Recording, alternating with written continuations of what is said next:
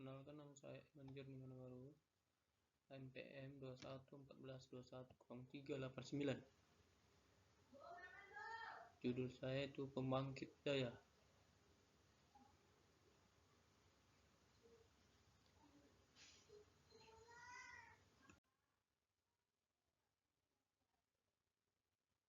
Outline: gas turbin kompresor atau centrifugal kompresor, 2 gas turbin combustors, 3 axial valve turbines.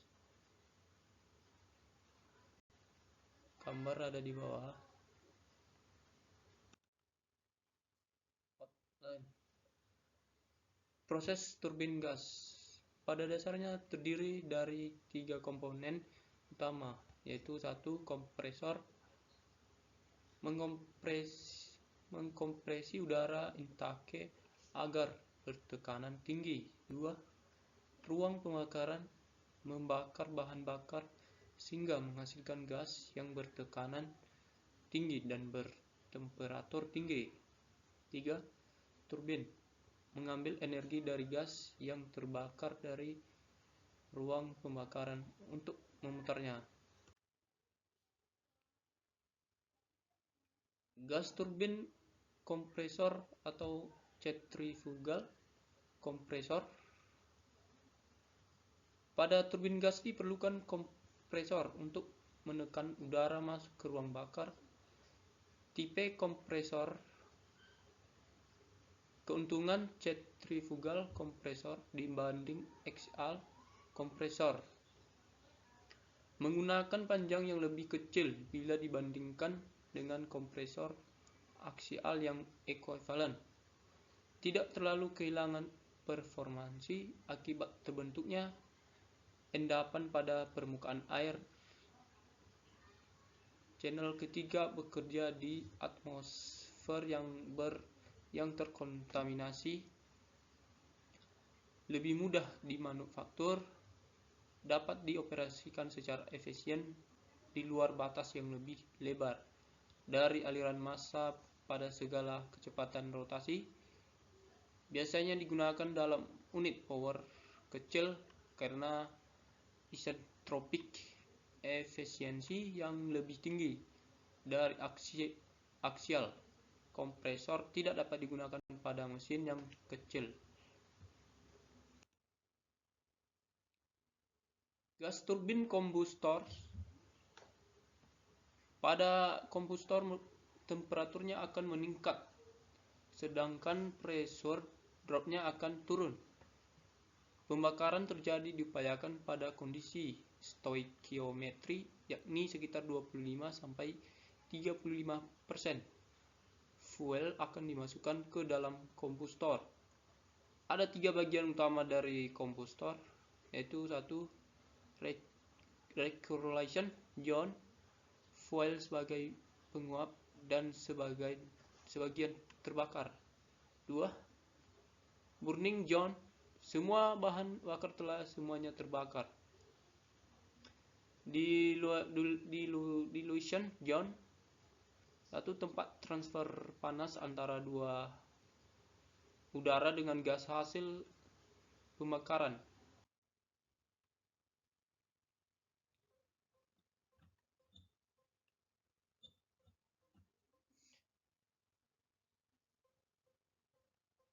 Efisiensi.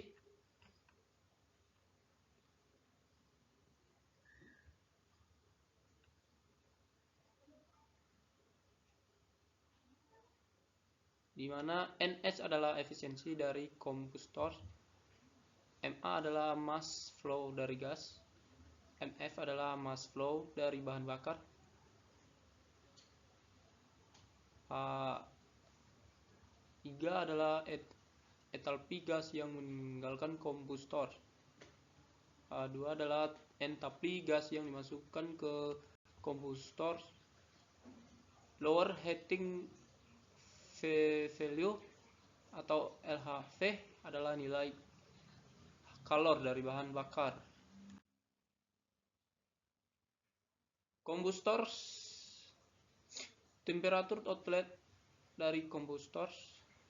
Satu, biasanya temperatur outlet dari kombustor itu seragam. Dua, jika tidak seragam dapat disebabkan oleh adanya terminal atau stres pada blade. Faktor stres ini biasanya penyebab dari fracture.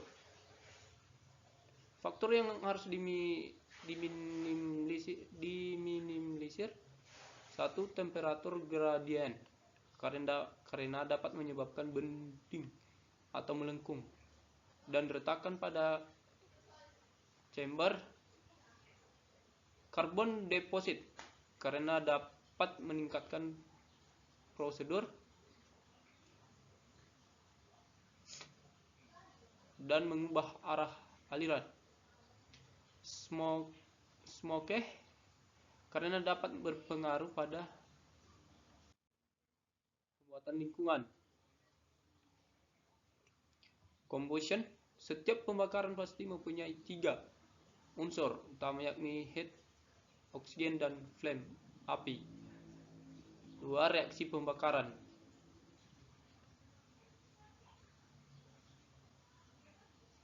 Reaksi paling umum itu CH4+20.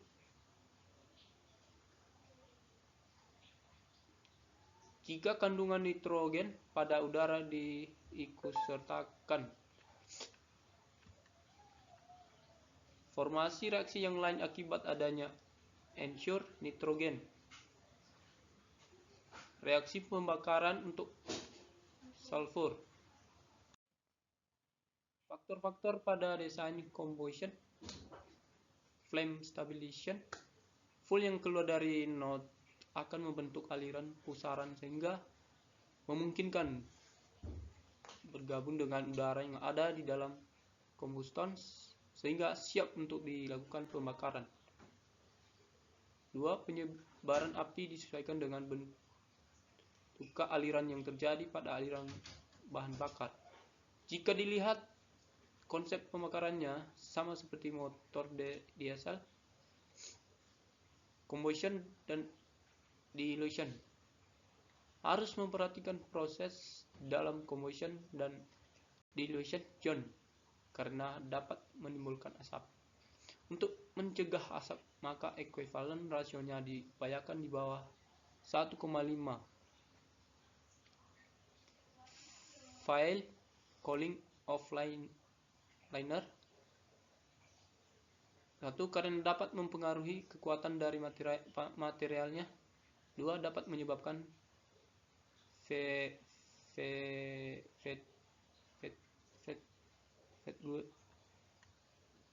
3. Dengan menambahkan lubang kecil dan liner yang di dalamnya dialiri udara dingin sebagai media pendinginan.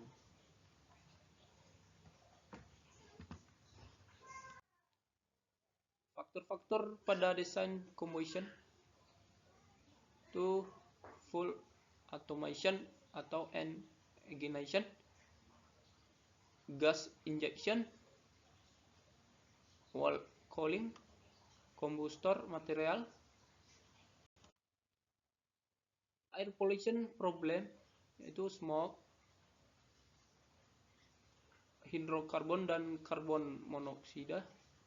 Oxide of nitrogen dapat diminimalisir dengan 1. Menurunkan peak flame temperatur dengan mengusahakan campuran menjadi miskin.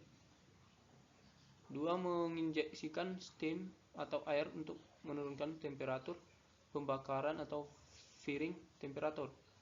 3. Menginjeksikan gas inert ke dalam kombustor. Gambarnya ada di ini. Combustor for low emission. 1. Pembakaran pada turbin gas menghasilkan beberapa polutan, yaitu 1. Smoke disebabkan pembakaran campuran kaya. 2. Hidrokarbon dan CO. disebabkan pembakaran yang tidak sempurna. 3. Nitrogen oksida NOx. Hasil pembakaran menghasilkan 90% NO dan 10% NO.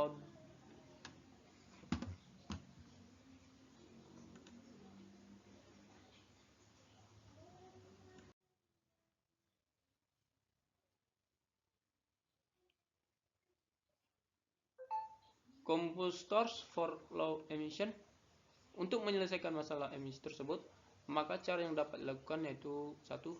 Staggered combustion, pembagian zona pembakaran pada combustion chamber, dipergunakan untuk mengurangi emisi NOx dan smoke yang dihasilkan. 2. Land premix atau prevaporis atau LPP, dapat menghasilkan ultra low level dari NOx. 3. The Richburg Quench Lebur roll atau roll combustor. 4. Catalytic combustor, paling efektif.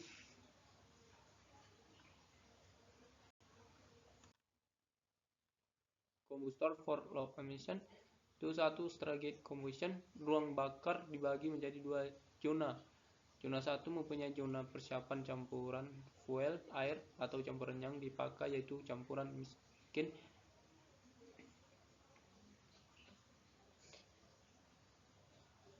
3. Zona 2 merupakan zona pembakaran campuran yang telah disiapkan pada zona 1.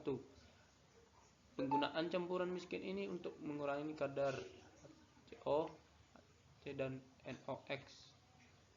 Gambarnya ada di sebelah.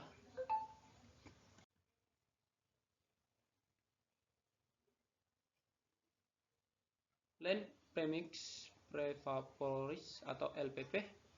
Cara ini digunakan untuk menghindari terjadinya pembakaran droplet bahan bakar terlebih dahulu atau sebelum saatnya. Dengan tidak adanya pembakaran tersebut, maka temperatur flame yang dihasilkan akan semakin tinggi. NOx dapat diminimalkan dengan temperatur tinggi. Pembakaran terjadi dengan campuran miskin. 3. The Richburg Quedlinburg atau roll combustor. Prinsipnya, pada ruang bakar diinjeksikan tambahan udara. Tambahan udara tersebut akan dengan cepat bergabung atau mixing dengan bahan bakar. Apabila pencampuran berhasil, maka pembakaran akan terjadi lebih sempurna dan emisi yang dihasilkan akan baik. Keberhasilan cara ini ditentukan oleh kecepatan mixing udara bahan bakar tersebut.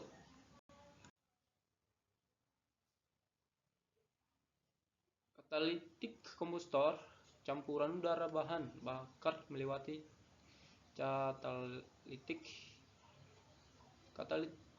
katalis tersebut dapat membuat pembakaran terjadi pada konsentrasi fuel yang sangat rendah. Oleh karena itu, temperatur reaksi yang dihasilkan akan rendah, mengakibatkan konsentrasi NOx yang dihasilkan juga rendah.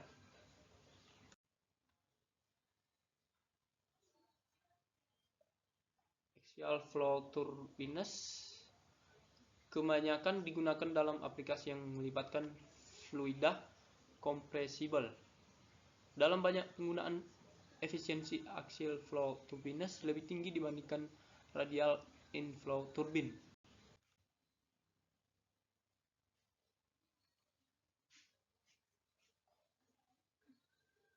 Aliran dalam turbin diindikasikan dalam gambar di samping ini. Gambarnya di sebelah, di mana 0 sama dengan masukkan nozzle, 1 sama dengan masukkan rotor, 2 sama dengan keluar rotor. 3. Kecepatan fluida merupakan parameter penting untuk menganalisis aliran dan transfer energi dalam turbin. Kecepatan fluida relatif terhadap titik stasioner dinamakan kecepatan absolut atau V. Hal ini penting untuk menganalisis aliran yang melewati stasioner blade atau nozzle.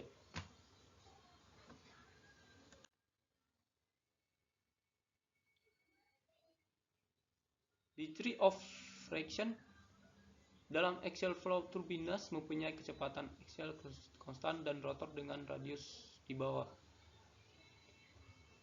2. Untuk turbin impulse atau zero reaction, kecepatan axial relatif harus sama dengan kecepatan inlet relatif.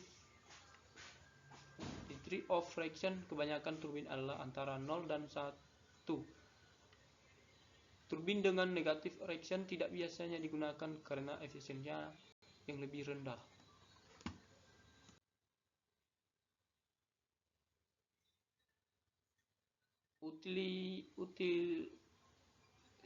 Utilization factor didefinisikan sebagai rasio kerja ideal dengan energi masuk untuk turbin single rotor dengan radius konstan.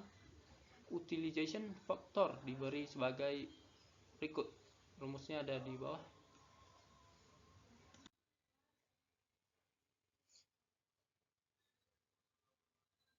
Impulse turbin mempunyai desain yang paling sederhana. Gas diekspansikan dalam nozzle atau stasioner blade. Energi termal yang tinggi, temperatur dan tekanan yang tinggi dikonversikan menjadi energi kinetik. Konversi ini diberikan dengan hubungan berikut. Rumusnya di bawah, di mana V3 adalah kecepatan absolut dari saat memasuki rotor dan A delta adalah perubahan entalpi sepanjang node. Kecepatan gas yang tinggi mengenai rotaring blade, energi kinetik dari aliran gas akan dikonversikan ke kerja poros turbin. Kecepatan absolut gas meningkat dalam nozzle dengan penurunan static pressure dan temperatur. Kecepatan absolut kemudian menurunkan sepanjang rotating blade. Static pressure dan kecepatan relatif tetap konstan. Di bawah gambarnya. Quid fan dipasang di antara barisan moving blade untuk mengarahkan kembali gas dari barisan satu ke barisan moving blade yang lain. Jenis turbin ini dinamakan Curtis turbin.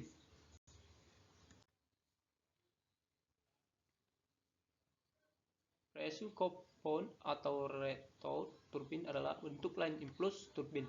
Dalam jenis ini kerja dibagi menjadi beberapa stag. Setiap stagi terdiri dari barisan nozzle dan barisan moving blade. Energi kinetik dalam jet yang meninggalkan nozzle dikonversikan menjadi useful work dalam rotor turbin. Gas yang meninggalkan moving blade memasuki nozzle dari stage selanjutnya di mana entalpi menurunkan lebih lanjut dan kecepatan meningkat. Degree of friction dari impulse turbin adalah 0. Hal ini mengindikasikan bahwa seluruh entalpi turun setiap stag yang dilakukan sepanjang nozzle dan kecepatan yang melalui nozzle sangat tinggi karena tidak ada perubahan entalpi sepanjang moving blade. Kecepatan relatif masuk sama dengan keluar. Turbin reaksi adalah turbin yang banyak dipakai di industri.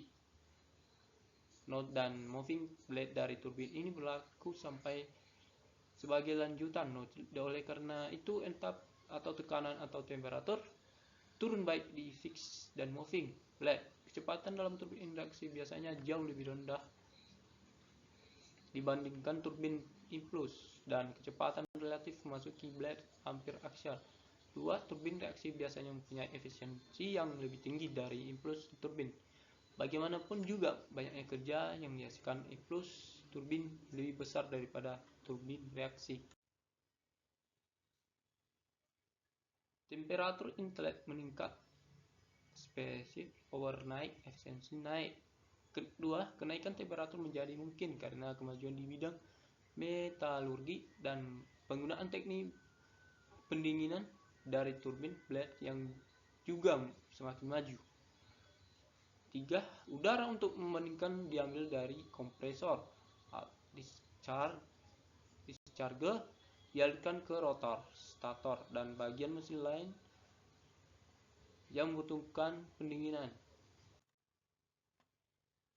Metode yang digunakan untuk pendinginan pada turbin gas adalah 1.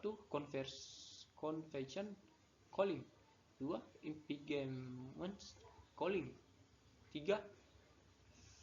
Film cooling, 4. Transpiration cooling, 5. Water cooling. Convection cooling 1. Mengalirkan udara dingin ke dalam turbin blade untuk menghilangkan panas yang melewati dinding. 2. Aliran udara yang digunakan aliran radial yang melewati berbagai jalur dari hub sampai ke tip dari blade. Metode yang paling umum digunakan pada turbin gas impingement cooling. 1. Pengembangan dari convection cooling. Udara disemprotkan di dalam permukaan blade dengan high velocity air jets. 2. Hal ini meningkatkan transfer panas dari permukaan metal ke udara pendingin. 3. Kelebihan dari metode ini adalah sistemnya dapat diterapkan hanya di tahap yang membutuhkan pendinginan lebih banyak. Film cooling membuat insulating layer di antara aliran gas panas dan blade. 2. Metode ini juga berguna untuk melindungi combustor liners dari gas panas. Transpiration cooling. 1. Transpiration cooling dapat capai dengan mengalirkan udara pendingin melalui lubang pori yang pada dinding blade. 2. Aliran udara pendingin akan mendinginkan aliran gas pada secara langsung. 3. Metode ini sangat efektif untuk temperatur yang sangat tinggi karena seluruh bagian blade dilewati oleh udara pendingin. Water cooling. 1. Mengalirkan air ke dalam turbin di dalam blade dan air tersebut akan keluar pada bagian tip dari blade dalam wujud uap. 2. Air harus mengalami pemanasan awal untuk mencegah terjadinya thermal atau shock. 3. Metode ini dapat menurunkan temperatur blade hingga di bawah 1000 derajat F 538 Celcius. 5 macam blade cooling design, yaitu 1. Convection and impingement cooling atau strut insert design. 2. Fill and convection cooling design. 3. Transpiration cooling design. 4. Multi small hole design. 5. Water cooled turbine blade.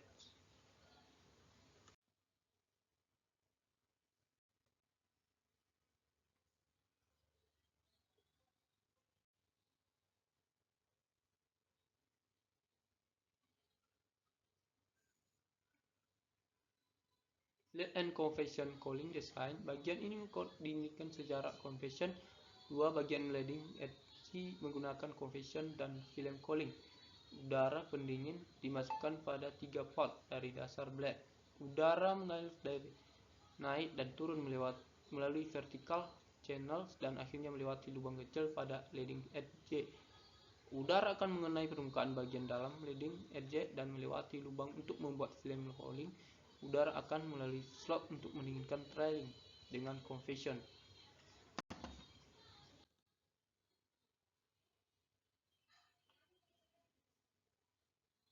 Fill and convection cooling design, ini gambarnya.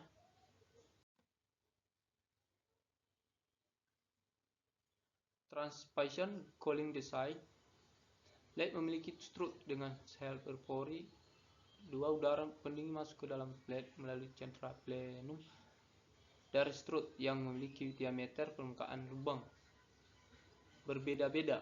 Udara akan melewati sel berpori yang akan didinginkan dengan kombinasi convection dan fill cooling. Metode ini menjadi efektif karena jumlah pori pada sel tidak terbatas, tetapi Pada metode ini kemungkinan terjadi oksidasi yang akan menutup beberapa pori pada saat dioperasikan dan mengakibatkan cooling dan heat stresses yang tidak seimbang, sehingga kemungkinan besar terjadi kerusakan pada blade saat digunakan.